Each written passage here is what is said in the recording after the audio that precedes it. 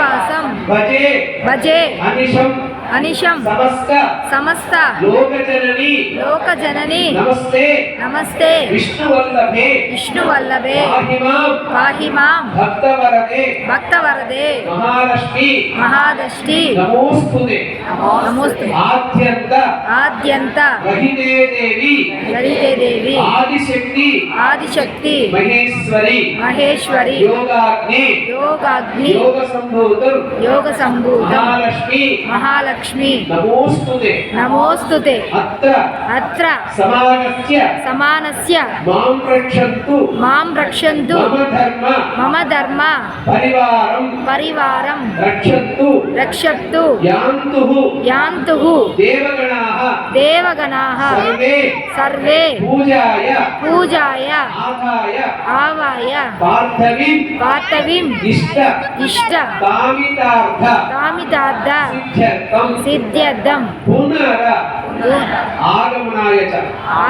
ఇదే ప్రకారం ప్రతి సంవత్సరం కూడా కార్తీక మహోత్సవం ఈ ఫిలిం సొసైటీ వారు చేస్తున్నటువంటి ఈ కార్తీక మహోత్సవం 4వ సోమవారం ఇదే విధంగా ప్రతి సంవత్సరం దిగ్విజయంగా జరగాలి.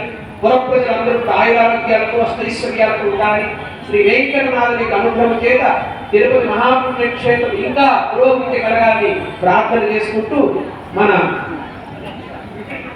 విభీషణ శర్మ గారు ఒక మంచి కార్తీక విశిష్టం యొక్క వైభవాన్ని, కార్తీక దీపోత్సవం యొక్క వైభవాన్ని మన విభీషణ శర్మ గారు ఒక మంచి 2 అమూల్యమైన మాటలు మాట్లాడతారని ప్రార్థిస్తున్నాం.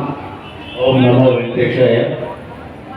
తిరుమల తిరుపతి దేవస్థానం టీటీడీ ధర్మ ప్రచార పరిషత్తు సహకారంతో తిరుపతి ఫిల్మ్ సొసైటీ 332వ కార్యక్రమాన్ని నిర్వహిస్తున్నాం.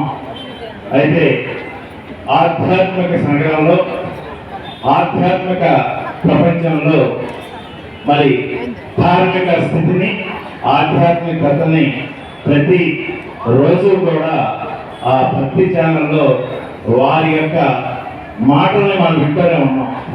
నిజంగా ఇప్పుడు మన తిరుపతిలో చేసుకున్న పుణ్యం ఎంతో మంది ఉన్నా కూడా వారిలో ముఖ్యంగా మా విభీషణ శర్మ గారు ఈ రోజు రావడం చాలా మాకు కారణం. గత 9 సంవత్సరాలుగా కూడా మరి అనేక మంది మేము ప్రవర్తన కూడా ప్రవర్తన మరి ఆయన కాశీలో అంతా ప్రతిసారి ఉంటాం. ఈరోజు మా వేణుగోపాల్ రెడ్డి గారు, వైఎస్ బాబు గారు అందరూ కూడా కలిసి అడిగినప్పుడు ఆయన డెఫినెట్ గా వస్తానంటాం. అలాగే మా అశోక్ అన్న గారు, సుబ్రహ్మణ్యం గారు అందరూ కూడా రావడం అనేది ఈరోజు చాలా ధన్యం. కాబట్టి ఈరోజు శివకేశవులకి ఇద్దరికి కూడా ప్రీతిపాత్రమైన ఈరోజు ఆ దీపం పరబ్రహ్మ స్వరూపం, ఆ దీప పరబ్రహ్మ స్వరూప విశ్వరూపాన్ని మరి మా విభీషణ శర్మ గారు, ఆచార్య విభీషణ శర్మ గారు మా తిరుపతి ఫిల్మ్ సొసైటీ వారి యొక్క ఆశీస్సులతో ఉండాలని చెప్పి మీ యొక్క ప్రవచనాన్ని ప్రారంభించుకుంటున్నాం. ఓం నమో వెంకటేశాయ.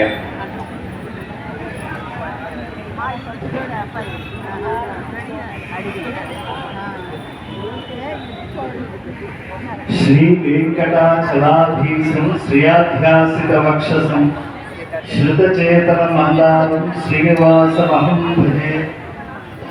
గరళకూట వినీలకంఠాయ శంభవే మదనాంతకాయ ఓం నమః శివాయ. కాద్రవేయాధిపగ్రైవేయ భూషాయ మధువిత్సఖాయ ఓం నమః శివాయ. కుంభినీధరసుతాకుచకుంభ పరిరంభ మహదోరూపాయ ఓం నమః శివాయ. వేదాది విశేష విద్యావధూ మౌళి మణికలాపాయ ఓం నమః శివాయ. గంధదంతావళ జలంధరాంధకాది విబుధ పరిపంథి వాహిని నిబిడ వర్గ బంధు ఘోరాంధకారాక్ష బంధు కిరణమాలిని శాశ్వతాయ ఓం నమః శివాయ. మహాక్షేత్రావతంసం తిరుపతి హరిహరులకు అభేదమైనటువంటిది ఈ పరమ పవిత్రమైనటువంటి కార్తీక మాసం. అందుకే నా కార్తీక సమోమాస నదేవో వెంకటేశ్వర తనదు. కార్తీక మాసంతో సమానమైనటువంటి పుణ్యకాలం లేదని, అలాగే వెంకటేశ్వర స్వామి వారితో సమాన దైవం లేడు అని చెప్పి వేదవ్యాస భగవానుడు వెంకటాచల మహాత్మ్యంలో మనకి ఉపదేశించారు. మనం అందరం తిరుపతి వాసులమే. అంతేకాకుండా ఇక్కడికి విచ్చేసినటువంటి వారిలో పక్క పల్లెల నుంచి వచ్చిన మీరందరికీ శ్రీ వెంకటేశ్వర స్వామి వారి యొక్క దివ్య స్వరూపంలో మమేకమైన అనుబంధం ఉంది. ఆయన ధ్యానమూర్తిగా ఉంటాడు, యోగమూర్తిగా ఉంటాడు తిరుమల వెంకటేశ్వర స్వామి వారు. మనమందరం భగవంతుని ధ్యానిస్తూ ఉంటాం, కానీ వెంకటేశ్వర స్వామి వారిని ఎవరు ఆయనకు ఆరాధనీయులు? వెంకటేశ్వర స్వామి వారు ఎవరిని నిరంతరం ధ్యానిస్తూ ఉంటారు అని అంటే వెంకటేశ్వర స్వామి వారి సహస్రనామాలు చదువుతూ ఉంటారు కదండి ప్రతినిత్యం. మీ అందరికీ కూడా బాగా వాటితో అనుబంధం ఉంటుంది. అందులో ఉపత్యక ప్రదేశస్థ శంకర ధ్యాతమూర్తయే నమః, ఉపత్యక ప్రదేశస్థ శంకర ధ్యాతమూర్తయే నమః అని మధ్యలో ఉంటుంది వెంకటేశ్వర స్వామి సహస్రనామాల్లో. కొండ చర్యల భాగంలో ఉండేటువంటి శంకరుణ్ణి ప్రార్థించేటువంటి మూర్తివి నువ్వు అని చెప్పి మహావిష్ణు స్వరూపుడు, కలియుగ ప్రత్యక్ష విముఖుడు, అఖిలాండ కోటి బ్రహ్మాండ నాయకుడు, ఆది మధ్యాంతరహితుడైనటువంటి వెంకటేశ్వర స్వామి వారికి ఇష్టమైనటువంటి తులసి దళాలతో పూజ చేస్తూ ప్రార్థన చేస్తారు. అంటే ఎందుకని వెంకటేశ్వర స్వామి వారు ఉపత్యక ప్రదేశస్థ శంకర ధ్యాతమూర్తయే నమః అని చెప్పి మన చేత నమస్కరింపబడుతూ ఉన్నారంటే తిరుమల అనగానే మనందరికీ తెలుసు నిత్య కళ్యాణం పచ్చదోరణం. మరి వెంకటేశ్వర స్వామి వారి కళ్యాణ క్రతువుకు ఎవరి అనుజ్ఞ కావాల్సి వచ్చింది అని అంటే ఆది దంపతులు, ఆదర్శ దంపతులు అనాదిగా లోకానికి తమ కళ్యాణ దీక్షతో సంరక్షణ చేస్తూ ఉండేటువంటి కామాక్షి కపిలేశ్వరుల యొక్క అనుగ్రహం కావాల్సి వచ్చింది. మీరు వెంకటాచల మహాత్మ్యం సువర్ణపుటలు విప్పితే తన తల్లి ఒగుడ బాలికను వెంకటేశ్వర స్వామి వారు నారాయణవనంలో ఆకాశరాజు గారు ధరణీ దేవత యొక్క కుమార్తె అయినటువంటి పద్మావతి దేవితో వివాహానికి రాయబారిగా పంపిస్తూ, అమ్మా నువ్వు పెళ్లి పెద్దగా వెళ్ళేటప్పుడు కపిల తీర్థానికి అక్కడ త్రిమూర్తిమైనటువంటి కపిల లింగం ఉన్నది. ఆ కపిల లింగం దగ్గరికి వెళ్ళి శ్రీనివాస బాలభావేన నిత్య కళ్యాణమూర్తిన, చాలా చిన్నవాడైనటువంటి మా శ్రీనివాసుడు నిత్య కళ్యాణ చక్రవర్తిగా వెంకటాచలంలో ఉండదలిసి ఉన్నాడు కనుక ఆయన నిత్యము కళ్యాణం చేసుకోవాలని అనుకుంటున్నాడు. అందుకని కామాక్షి వల్ల ఓ కపిలేశ్వర నువ్వు అనుజ్ఞ ఇవ్వు అని చెప్పి ప్రార్థన చేయమని చెప్పి చక్కగా ఉపదేశించాడు. అంటే తిరుమల వెంకటేశ్వర స్వామి వారు నిరంతరం ఏ మూర్తిని ప్రార్థన చేస్తారో ఆయనే కపిలేశ్వరుడు. అటువంటి కపిల తీర్థ సరోవరంలో మనం ఆ తీర్థ సరోవర ప్రాంతంలో ఆ తీర్థం నుంచి వచ్చేటువంటి గాలులను ఆస్వాదిస్తూ మనం అంతా ఉన్నాం. తిరుమలకు క్షేత్రపాలకుడు ఎవడు అంటే శివుడే, రుద్రుడే. మనం ధ్వజస్తంభానికి యువతలో ఉండేటువంటి ఆ బలి వేసేటువంటి బలిపీఠం, సువర్ణ బలిపీఠానికి కుడి పక్కన కుంచకోల అంటే స్వామివారి దేవాలయం బీగాలు తెరిచే ముందుగా ఆ క్షేత్రపాలక గుండుకు తగిలించి లోపలికి పెడతారు. అంటే క్షేత్రపాలకుడు ఎవరు? రుద్రుడు. అంటే కాశీలో మహాదేవుడిగా శివుడు ఉన్నాడంటే అక్కడ క్షేత్రపాలకుడుగా విష్ణు పితృమాధవుడై ఉన్నాడు. ఇక్కడ తిరుమలలో వెంకటేశ్వర స్వామిగా మహావిష్ణువు ఉన్నాడు అంటే క్షేత్రపాలకుడుగా రుద్రుడు ఉన్నాడు. కనుక యథా శివమయో విష్ణు విష్ణువే శివ యథా అంతరం నపశ్యామి తథా మే స్వస్తిరాయుషి. మనకెప్పుడు కూడా విష్ణువు గొప్పవాడా శివుడు గొప్పవాడా అని చెప్పి ఎప్పుడు కూడా చర్చ చేసుకోకూడదు. యథా అంతరం నపశ్యామి తథా మే స్వస్తి ఆయుషి. మన ఆయుష్ వృద్ధి చెందాలంటే, ఆయుష్కి మంగళం అవ్వాలంటే శివకేశవుల యొక్క భేదాన్ని ఎప్పుడూ దర్శించకూడదు. ఎందుకంటే లక్ష్మి అంటే ఎవరు? గౌరే. గౌరీ దేవత అంటే ఎవరు? మహాలక్ష్మి.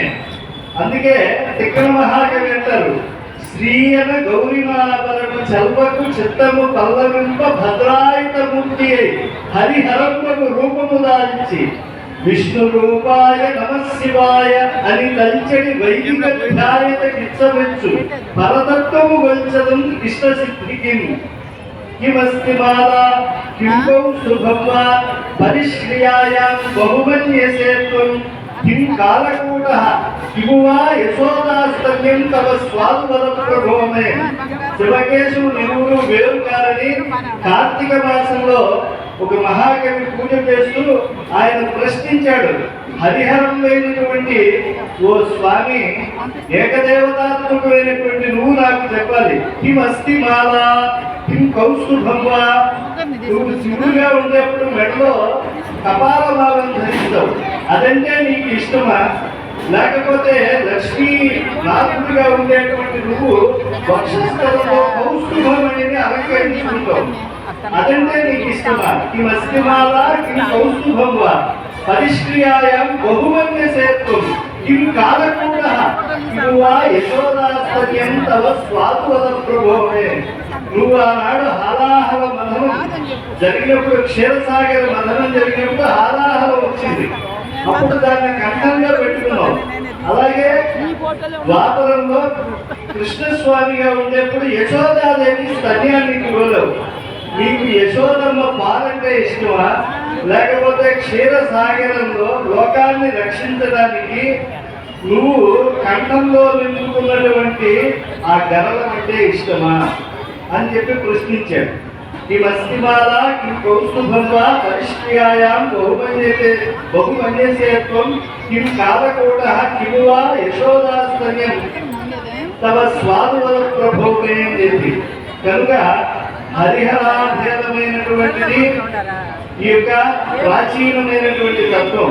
అటువంటి హరిహరాభేదమైనటువంటి తత్వాన్ని కలిగి ఉండేటువంటిది కార్తీక మాసం. అంటే కృత్తికా నక్షత్రం పున్నమ నాడు ఏ మాసంలో వస్తుందో దాన్ని కార్తీక మాసం అంటున్నారు. అటువంటి పరమ పవిత్రమైనటువంటి పాప పవిత్రమైనటువంటి కృత్తికా నక్షత్రం వేదం చెప్తోంది అగ్నిదేవతా స్వరూపము అని చెప్పి. అందుకని మనం దీపం జ్యోతి పరం బ్రహ్మ, దీపం జ్యోతి సనాతన, దీపేన సాధ్యతే సర్వం, సంధ్యాదీప నమోస్తే. అంటే మనకి 3 సంధ్యలు ఉంటాయి, ఉదయ సంధ్య, మాధ్యాహ్నిక సంధ్య, సాయం సంధ్య. ఈ 3 సంధ్యాకాలంలో మానవుడై పుట్టినటువంటి వాడు భగవంతుని ఎదుట దీపారాధన చేసి దీపం జ్యోతి పరం బ్రహ్మ, త్రిమూర్త్యాత్మకమైనటువంటి ఓ దీపమా నీకు నమస్కారం. దీపం జ్యోతి సనాతన, ఈ జ్యోతి స్వరూపముగా ఈ వెలుగై రాత్రి వేళ చంద్రుడిగా, పగడపూట సూర్యుడిగా, దేనంతో అగ్నిగా, విద్యుత్తుగా నీ యొక్క గొప్పతనాన్ని నువ్వు అనాదిగా ప్రదర్శిస్తూ ఉన్నావు. కనుక దీపం జ్యోతి సనాతన, దీపేన సాధ్యతే సర్వం. ఒక్క దీపాన్ని త్రికాలంలో కనుక ఎవరైతే వెలిగిస్తూ ఉంటారో వాళ్ళు ఐహిక సంపదలు కావాలన్నా, ఆవిష్మిక సంపదలు కావాలన్నా, ఆరోగ్యం కావాలన్నా, భూమి కావాలన్నా, సత్సంతానం కావాలన్నా, ఏది కావాలన్నా లభిస్తుంది. దీపేన సాధ్యతే సర్వం, సంధ్యాదీప నమోస్తుతే. అటువంటి సంధ్యాదీపానికి నమస్కరిస్తూ ఉన్నాము అని చెప్పారు. మరి త్రికాలాల్లో మనం అనేక కారణాల చేత దీపాన్ని వెలిగించలేకపోతూ ఉన్నాం కదా. మరి దానికి ప్రాయశ్చిత్తం ఏమిటి అంటే, సంవత్సరంలో ఒక్క రోజైనా సరే కార్తీక మాసంలో ఇలా దంపతులు అందరూ కూడా సంకల్పం చెప్పుకుని 365 ఒత్తులతో దీపారాధన చేస్తే దీపం జ్యోతి పరబ్రహ్మ, దీపం జ్యోతి సనాతన, దీపేన సాధ్యతే సర్వం, సంధ్యా దీప నమోస్తుతే అని చెప్పి ఆ మహాదేవుడు హరిహరమూర్తికి నమస్కరించుకుంటూ ఆ దీపాన్ని వెలిగిస్తే మనం సంవత్సర కాలం వరకు అంటే మళ్ళా వచ్చే కార్తీక మాసం వరకు దీపారాధన చేసినటువంటి పుణ్యం కలుగుతుంది. మనం చెప్పినప్పుడు దీపేన సాధ్యతే సర్వం అని చెప్పుకున్నాం. అంటే దీపము చేత ధర్మముగా మనము ఏ కోరికలైతే కోరుతూ ఉన్నామో ఈ అభీష్టములన్నీ కూడా అనుగ్రహించేటువంటిది దీప స్వరూపముగా ఉండేటువంటి త్రిమూర్త్యాత్మకత్వం. బ్రహ్మ రుద్ర శివశక్త్యాత్మకమైనటువంటి దీపాన్ని కార్తీక మాసంలో 365 ఒత్తులతో మనం దీపారాధన చేసుకోబోతున్నాం. ఆ చేసుకునే ముందుగా మనం అందరం కూడా హరిహరాభ్యర్థం కలిగినటువంటి ఇటువంటి తిరుపతి మహాక్షేత్రావతంసంలో ఇవి వెలిగించుకుంటున్నాము అనేటువంటి దాన్ని గుర్తు చేసుకున్నాం. అంతేకాకుండా మనం కార్తీక మాసంలో ఎన్నో సదాచారాలు చేయాలి అన్నారు. ప్రాత స్నానం చేయాలి, అలాగే తులసి ఆరాధన చేయాలి, దివానక్తం ఉండాలి, గోపూజ చేయాలి. అనేక మంది బ్రాహ్మణాదులు పౌరాణికులు ఇత్యాదులందరికీ దానం చేయాలి. ఎన్నో కార్తీక పురాణం మనకి బాధ్యతలు అప్పగించింది మానవుడై పుట్టినటువంటి వాడికి. మరి అన్నీ చేయలేకపోతున్నామంటే మాకు కార్తీక పురాణం వినాలని ఉంది, అలాగే ప్రతిరోజు దీపదానం చేయాలని ఉంది, అలాగే వేద భారతిని ఆదరించాలి.